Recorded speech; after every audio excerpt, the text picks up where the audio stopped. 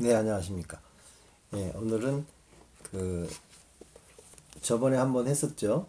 예, 더러운 병을 장이 맞는다라는 책을 어, 이어서 한번 나누어 보도록 하겠습니다. 버나드 젠센 박사님이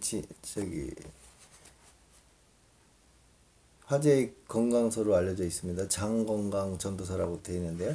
오늘은 페이지 82페이지에 보면은 변비에 대해서 좀 나옵니다. 변비. 그래서 그쪽 파트를 좀 한번 나눠 보도록 하겠습니다. 파트가 조금 장수가 있어서 빨리 읽도록 하겠습니다. 흔히 볼 수 있는 장 질환들이라는 제목으로 되어 있고요. 3장입니다. 위장 질환은 아주 종류가 많습니다. 점점 더 많은 사람들이 소화기 장애로 입원을 하고 있습니다. 장장애보다는 소화기 장애라는 말이 더 나아 보일지는 몰라도 위장과는 입에서부터 항문에 이르는 하나의 계통이며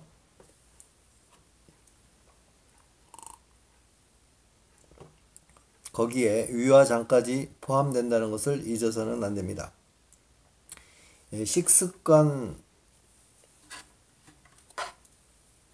외에도 장에 큰 영향을 주는 요소 중 하나는 정신적인 압박감입니다.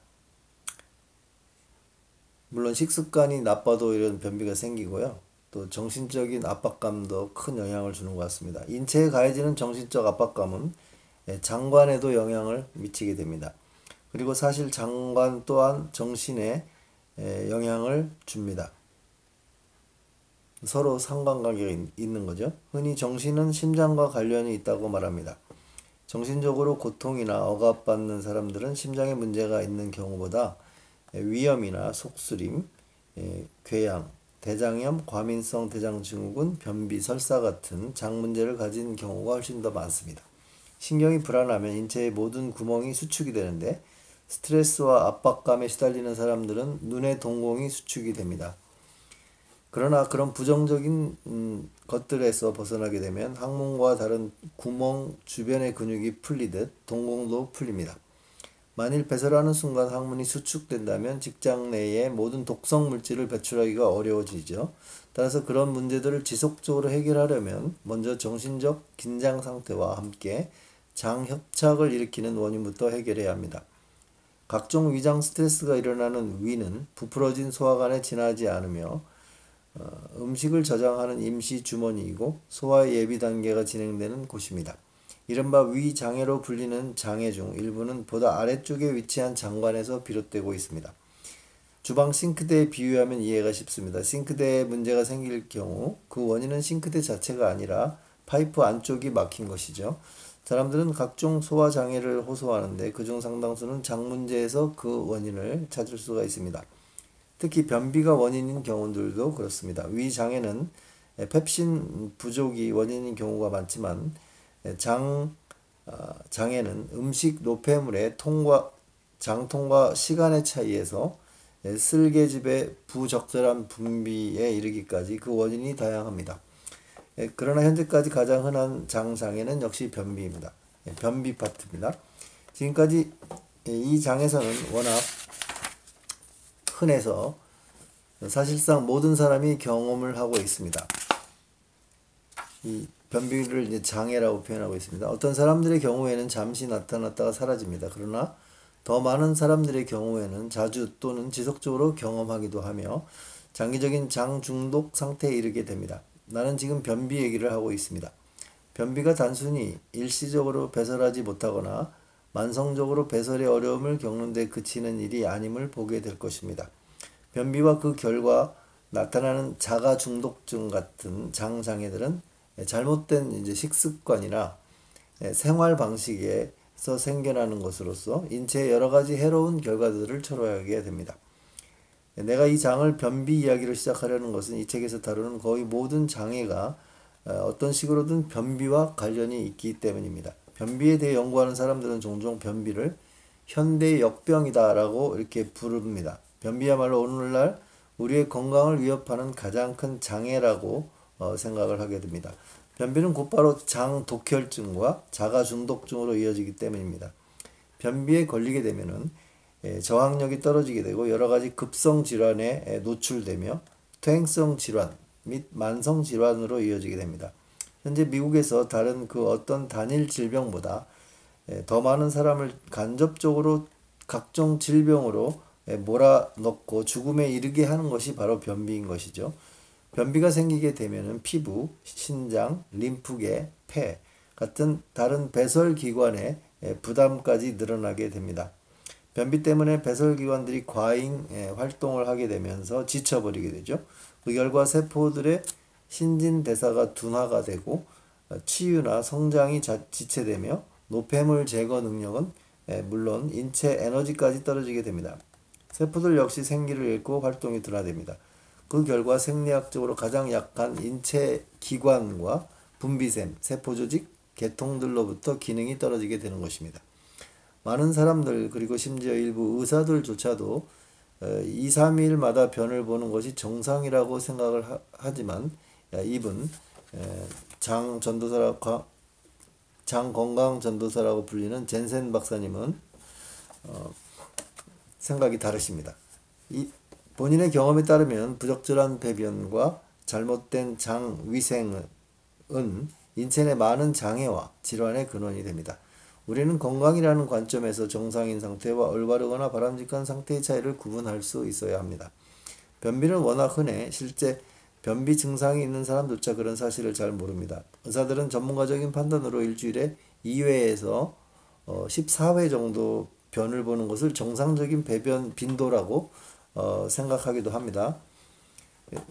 현대 문명과 완전히 동떨어진 원시 문화에서 가공되거나 익히지 않은 음식을 먹고 사는 사람들은 대개 매 식사 후 30분 정도 만에 변을 봅니다. 그러나 많은 가공식품과 익히거나 너무 익혀서 신선도가 사라진 음식을 섭취하는 서구인들은 대개 하루 한 번 변을 보는 것만으로도 감기덕지합니다. 그래서 정확히 얼마 만에 변을 보는 것을 변비로 봐야 할 것인지를 판단하기란 그리 쉽지가 않습니다. 바람직한 배변 빈도와 시기를 결정하기 위해서는 개인과 사회 전체 차원에서 생활 방식을 고려해야 합니다. 음식을 섭취하게 되면 연동 운동을 통해서 장이 이렇게 흔들흔들 이렇게 하면서 수축과 팽창을 같이 하게 되죠.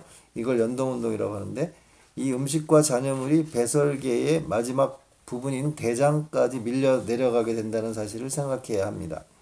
보통 음식이 인체를 통과해 밖으로 배설되기까지는 한 대략 18시간 걸린다고 합니다.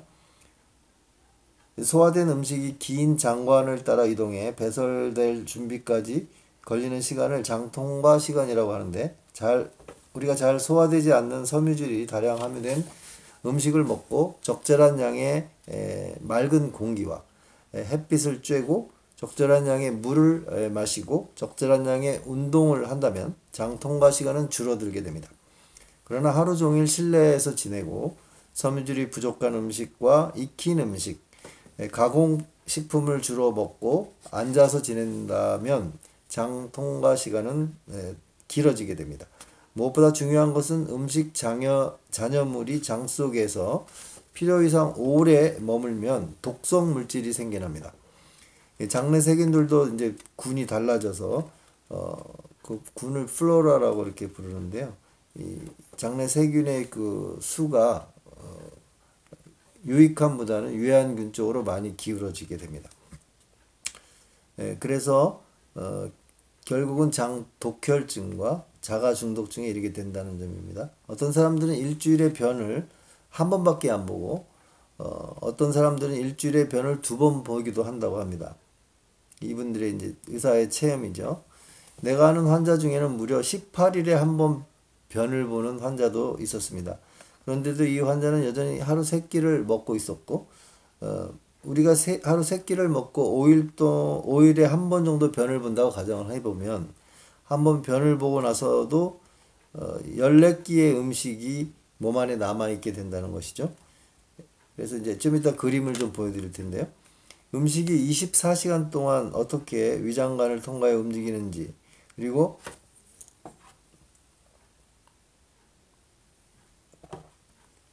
장이 제때 배설하지 못할 경우 어떤 일이 일어나는지를 보여줍니다. 배변 빈도 하나만으로 변비 여부를 판단할 수는 없습니다. 빈도죠. 배변의 빈도. 사람들은 흔히 설사를 변비의 반대라고 이렇게 생각을 하는데, 그러나 사실 설사는 변비의 또 다른 형태일 뿐입니다. 장에 변이 정체되어 있게 되면 인체는 축적된 독성 노폐물을 제거하기 위한 마지막 수단으로 종종 장 내용물을 액체로 만들어 버립니다. 설사가 계속되면 몸 안에서 탈수 현상이 심해지고 전해질 균형 상태가 깨지게 되죠. 그런데 사람들은 설사도 변비의 한 징후일 수 있다는 사실은 모른 채 약국 가서 그냥 설사 멈추는 약을 사 먹어버립니다. 이런 종류의 설사를 내버려 두면 변비와 그 원인들 역시 그대로 방치를 하게 됩니다. 이따 그림을 좀 보여드릴 텐데요. 이분의 환자들 가운데 일부는 하루에 변을 3차례 본다면 설사를 하고 있다고 생각을 하고, 일부는 일주일에 2차례 변을 보는 것이 정상이라고 생각하는 환자도 있었다고 합니다. 후자에 속하는 한 여성은 매주 화요일과 금요일 아침에 규칙적으로 변을 본다면서 자신은 지극히 정상적인 배변을 하고 있다라고 주장을 했습니다. 그러나 이 박사님은 하루에 서너 차례 변을 보는데도 장벽이 굳어 있고 장 자체도 변비가 심한 사람들을 알고 있는 것 같습니다. 대부분의 사람들은 자신의 장 상태를 잘 모릅니다. 그리고 유감스럽게도 자신의 장 기능이나 상태에 대해 잘 모르는 사람들에게 최악의 장애가 생기는 경우가 많습니다. 대부분의 사람들은 어린 시절 매일 적절한 배변을 하는 것이 중요하며 생리적 요구에 따라 적절히 장을 비워줘야 한다는 것을 제대로 교육받지 못했습니다. 배설에 대한 인체의 자연스러운 욕구를 무시하는 것은 변비가 시작되는 원인이 될 수도 있습니다. 영국과 남아프리카 공화국의 일부 의학자들은 흔히 말하는 규칙적인 배변이 생사를 좌우한다라는 중요한 문제라고 강력히 주장을 하고 있습니다. 생사를 주장한다고 합니다. 배변 횟수가 너무 적거나 변의 섬유질이 너무 적게 있으면 쓸개장애, 심장질환, 정맥의 이상 확장, 충수돌기염, 심정맥 내응고, 횡격막 탈장, 개실증, 관절염, 대장암 등이 발생할 수 있습니다. 이 개실증이라고 하는 것은요, 이 대장이 이제 딱딱해지게 되면서 변비가 되면 딱딱해지게 되면서 이게 이렇게 삐쭉 이렇게 튀어 나가는 것 같이 이렇게 장의 모양 형태가 변형되는 겁니다. 뒤틀리듯이 이렇게 약간 통로같이 이렇게 주머니같이 이렇게 생긴다는 걸 개시라고 합니다. 이러한 의학계의 완전한 입장 전환은 앞서 언급한 데니스 버켓 박사와 같은 의학계 최고 연구원들의 연구에서 비롯된 것입니다. 미국 미시간주 배틀크리크 요양소의 존 하비 켈로그 박사는 장위생과 관련해 미국에서 그 누구보다 많은 일을 하고 계신데, 그는 91세까지 살았는데 그의 조언은 귀 기울여 들을 가치가 있습니다. 그는 식사를 하고 나서 15에서 18시간 후에는 장에 남아있는 음식 노폐물을 배출해야 한다고 믿고 있었습니다. 아기들이나 새, 동물들은 음식을 섭취한 뒤 매우 빨리 변을 봅니다. 이 켈로그 박사는 수술하지 않고도 장세척입니다.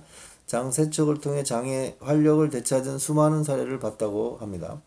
그는 현대 문명사의 질병 가운데 90%는 대장이 제 기능을 하지 못해서 기인한다고 생각합니다. 질병의 90%를 얘기하고 있어요. 윌리엄 아번 스노트 레인경 역시 장 독혈증과 다른 질병들 간에 관계가 있다고 말했습니다. 그는 다음과 같은 말로 장 중독의 영향이 얼마나 심각한지를 단적으로 보여주었습니다.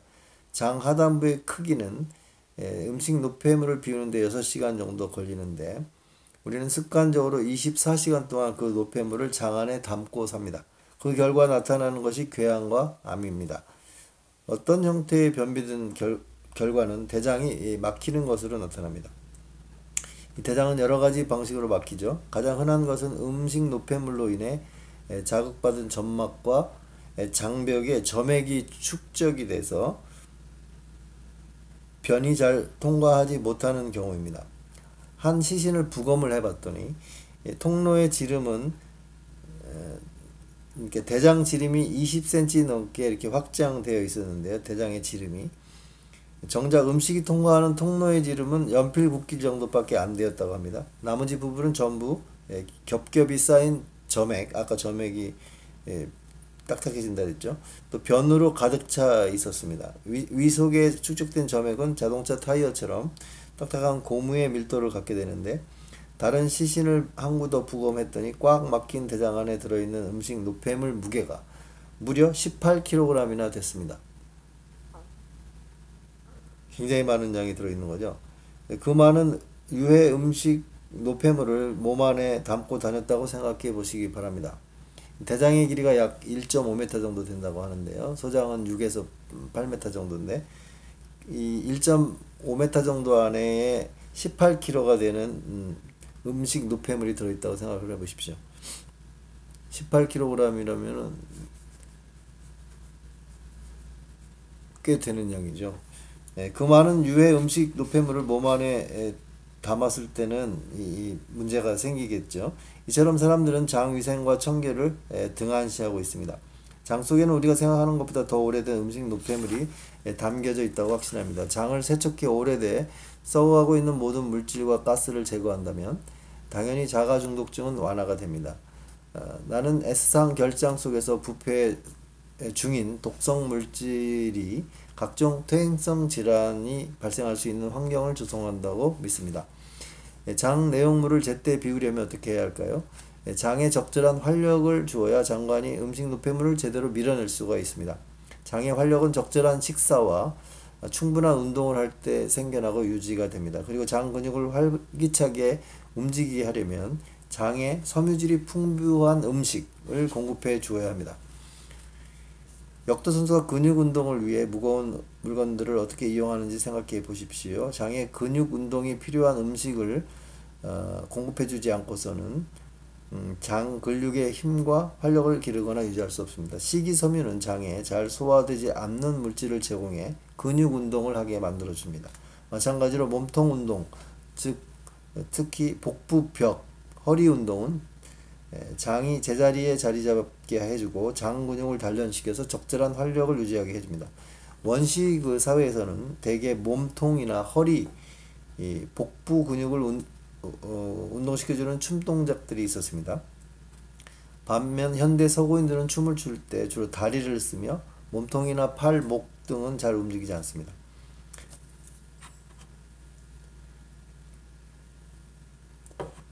그러나 적절한 식사와 운동을 하면 외부적으로는 장이 운동을 하게 돼 장 근육이 발달하고 내부적으로는 소화가 잘 안되는 섬유질도 잘 소화할 수 있게 됩니다. 잘못된 식습관과 생활방식 등을 갖고 있으면 발달장애나 기타 질병과 무관하게 대장 기능 저하로 인해 나타나는 기능성 변비에 걸릴 가능성이 높아집니다. 기능성 변비도 그냥 내버려 둘 경우 구조적인 문제나 질병으로 발전될 수 있습니다. 매일 적절한 식습관을 유지하지 않을 경우에는 인체가 규칙적이고 일관된 기능을 하지 못하게 됩니다. 바쁜 일정에 쫓기며 생활하는 사람들은 시간 여유가 있을 때나 제대로 된 식사를 하고 대개 식사를 대충 때우는 경우가 많습니다.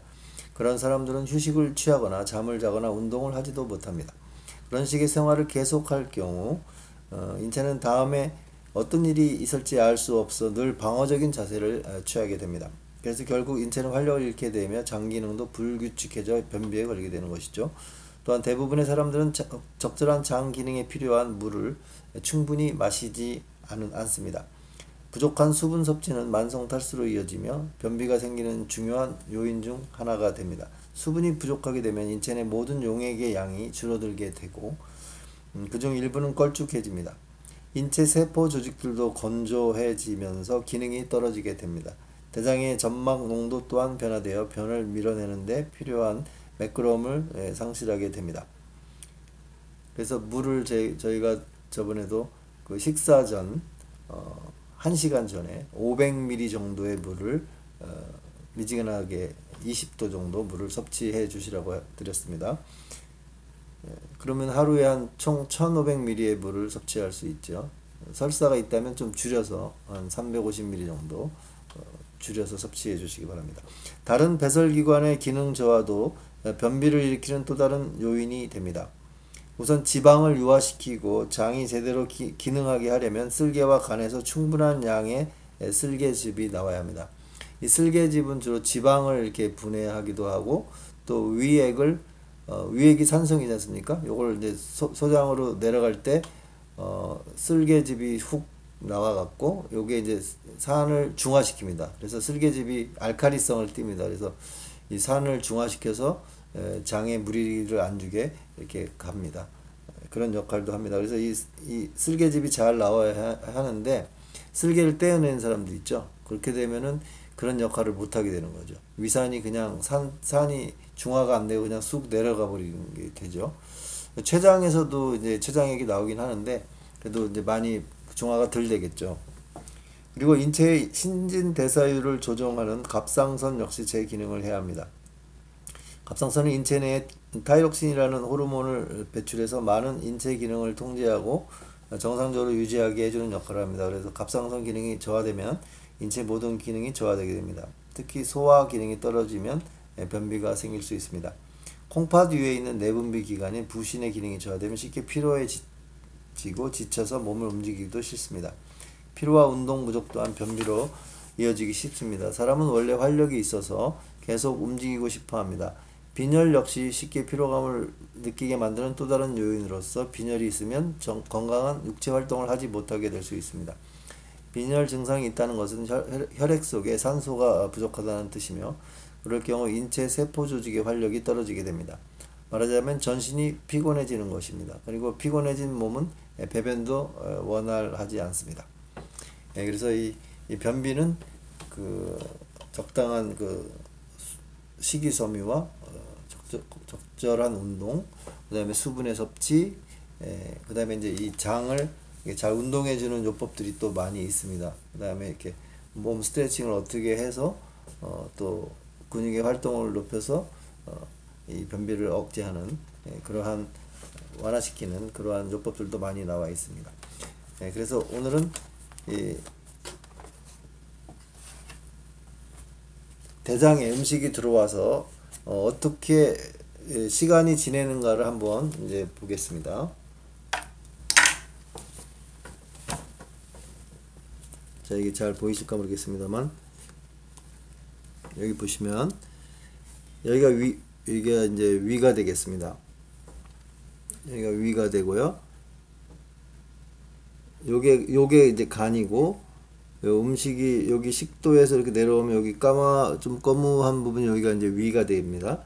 그래서 음식을 이제 오전 8시에 이제 아침을 먹는다고 이제 가정을 하게 되면 음식이 이렇게 위에 이제 들어오게 돼 있죠. 아침 식사 후 바로 윗속에 이제 음식이 이렇게 들어와 있는 사진입니다. 그 다음에 이제 정오 되면 이제 점심을 먹죠. 그래서 아침 식사 4시간 뒤에 음식이 이렇게 회장과 해명판에 도달해서 있습니다. 그러니까 아침 식사 먹은 아까 여기서 오전 8시에 먹은 음식이 4시간 정도 정오쯤 되면 이렇게 회장 쪽 이쪽으로 내려와 있는 겁니다. 그 다음에 이쪽을 보시면 이제 오후 1시 되면 이제 5시간 지난 거죠. 오전 식사를 하고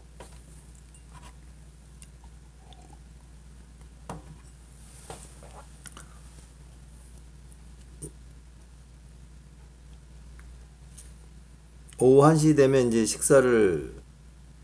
점심을 먹게 되죠. 그러면 여기 위에 또 이렇게 음식이 들어와 있죠.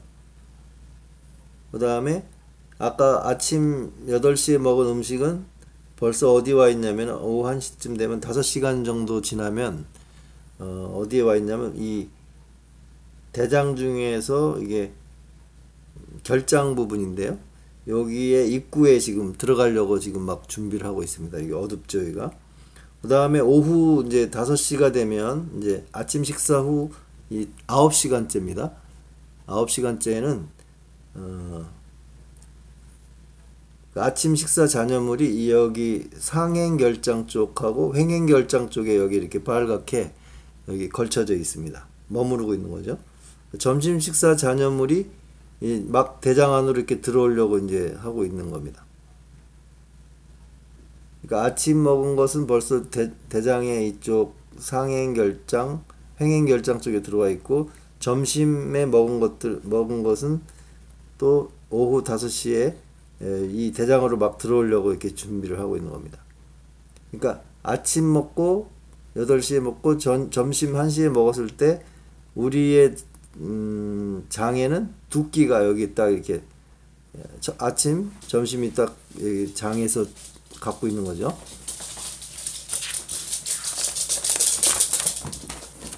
그 다음에 이제 오후 6시가 되면 아침 먹은 것은 이제 이게 10시간째입니다. 요게 이제 이 하행 결정까지 아침 먹은 것이 내려가고 있고요. 그 다음에 점심시간 잔여물이 대장 안으로 이렇게 들어가 있는 겁니다. 이미 좀 들어오고 있는 거죠. 많이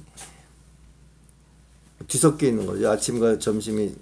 그 다음에 이제 오후 6시가 되면은 저녁을 막 먹었죠. 그렇게 되면은 여기 위에 또 저녁이 들어와 있는 겁니다. 그러면 아침 8시에 밥을 먹고 10시간째에 3끼가 여기 다 갖고 있는 거예요.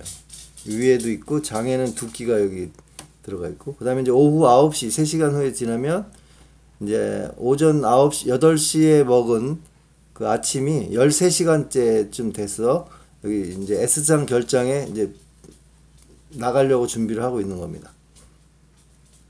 그 다음에 이제 저녁 먹은 잔여물이 대장으로 이제 저녁 때 6시에 먹은 게 오후 9시쯤 되면 벌써 대장으로 들어오려고 준비를 하고 있는 거죠. 그 다음에 이제 여기가 오후 10시쯤 되면 이제 아침 식사 후 14시간째인데 아침 식사 잔여물이 잠자리 들기 전에 아까 요쪽에 있었던 빨간 게 없어졌죠. 여기 빨간 게 없어졌습니다. 이게 배변이 됐다는 거죠. 그래서 저녁 10시쯤 되면은 아침 식사 잔여물이 이제 배출이 됐고, 점심 식사 잔여물하고 이제 저녁 먹은 것이 여기 이제 2끼가 남아 있는 거죠. 그 다음에 이제 다음날 6시가 되면은 이제 저녁 식사 잔여물이 하행 결장과 S에서 배설 준비를 이렇게 하고 있는 겁니다. 하루에 이게 배변을 한 번 했는데도 이렇게 지금 장에 이렇게 많은 그 음식물들을 갖고 사는 거죠. 그러니까 가능하면 배변을 빨리 하는 것이 좋다는 겁니다. 그래서 하루 한두 번도 좋을 것 같아요. 그래서 이 변을 보실 때 우리가 이게 좌식에서 이렇게 앉아서 보지 않습니까? 그래서 이렇게 되면은 변이 잘 나오지 않는다 그래요. 그래서 이 몸을 이렇게 이렇게 웅크리고 바짝 웅크리면서 이렇게 S자 모양으로 이렇게 웅크리고 이런 자세를 취하게 되면 그래도 배변이 잘 된다고 합니다. 네, 오늘은 여기까지 나눠봤습니다.